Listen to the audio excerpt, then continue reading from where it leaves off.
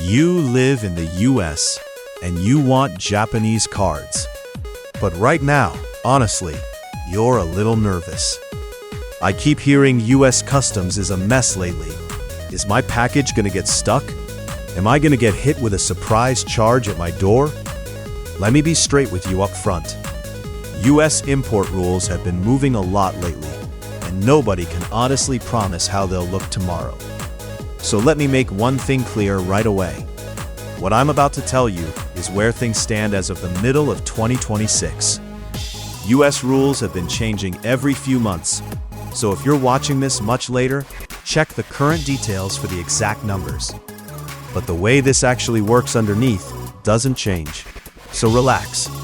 In this video, I'll walk you through that solid foundation, what's going on right now, and how to buy so none of this pushes you around.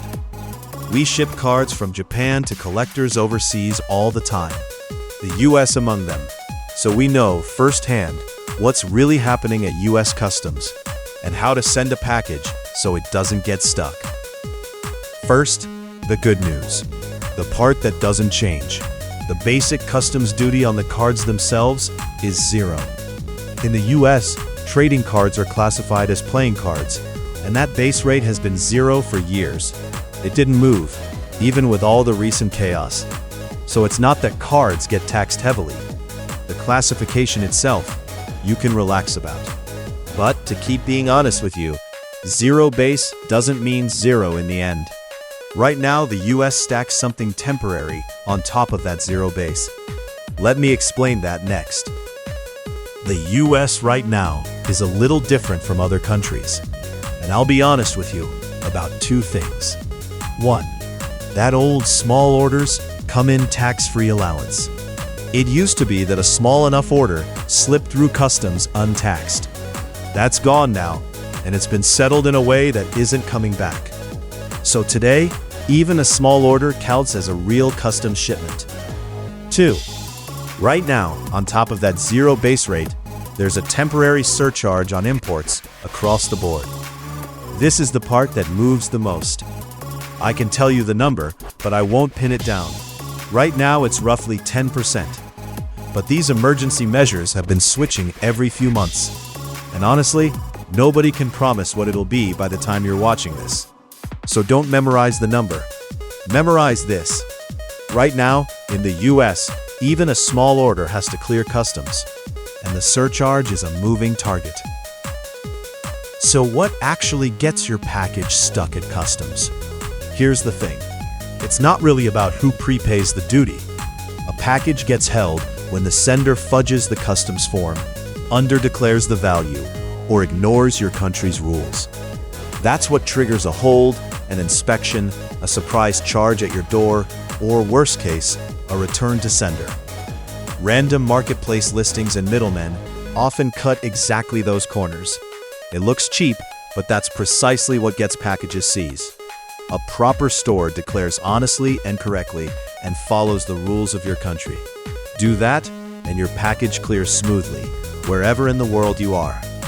So in the US right now, and actually in any country, whether your package arrives or gets stuck, comes down to who you buy from.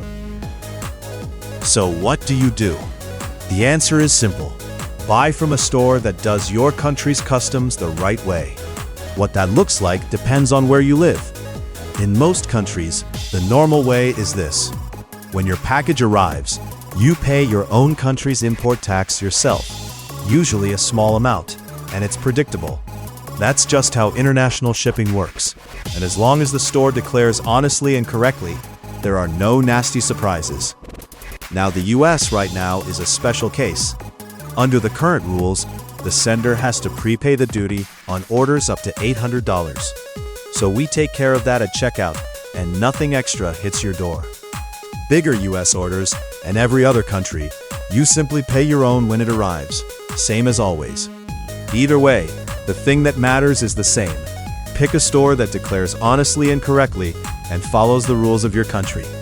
Do that, and your package clears smoothly. Right when the rules are this messy is exactly when it pays to buy from someone who gets that part right. The confusion itself has become the #1 reason to buy from a proper store. While we're at it, let me just show you exactly how we do it. The line is $800. That's not a number we made up. It's set by Japan Post and US rules.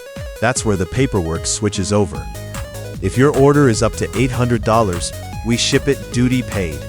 At checkout, we calculate the import duty, collect it in advance, and handle all the processing before it ships. So by the time it reaches your door, the federal duty is already paid, and there's no extra charge. If your order is over $800, the postal rules work differently.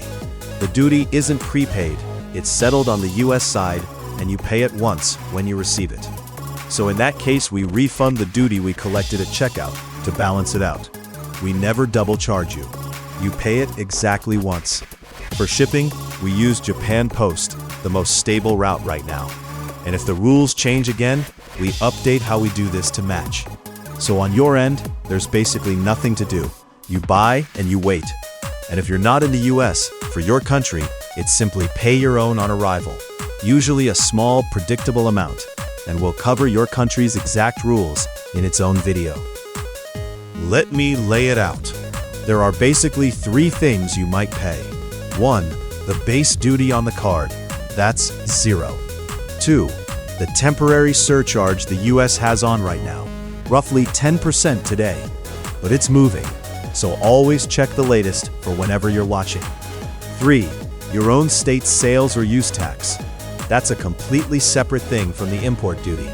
It depends on which state you live in, and in a lot of cases, it's something you report yourself. And let me be honest here, the part we prepay for you is the federal duty, and only on orders up to $800. Beyond that, and the state tax, that's on you.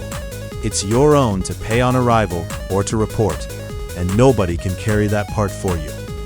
But just having the store prepay and handle the customs side takes away most of the surprise at the door. Our checkout keeps that part clear. No hidden costs to catch you off guard. One more thing, since you might have seen it in the news. The US started a new safety rule this year for children's toys, where you file safety paperwork when you import them. But relax. Trading cards aren't classified as children's toys under US rules, so that rule doesn't touch your cards. We keep an eye on it anyway, but as of now, cards are outside it. Just a little something to file away, so nothing catches you off guard. So, to sum up, the US right now is, honestly, a little messy. The rules are moving, and nobody can predict every twist. But there's a foundation that doesn't change. The base duty on cards is 0. The thing to fear is your package getting stuck in customs, and you avoid that by buying from a store that handles customs correctly and ships it properly. We keep up with the changes, we take on the paperwork, and we get the real thing to your door with no extra holdups. That's our job. We'll tell you honestly when we don't know something, but we'll research everything we can and do everything we can. And one more thing, US rules will keep moving. We'll keep sharing what we learn and what changes as much as we can here on this channel and on our social. So if you want to keep track of where things stand, follow along. We'll keep watch for you. Next time, we'll take on another country, one at a time. If you want your country covered first, or there's something about the US you're wondering about, tell us in the comments. We'll answer it in the next one. Until then, buy smart and enjoy your cards.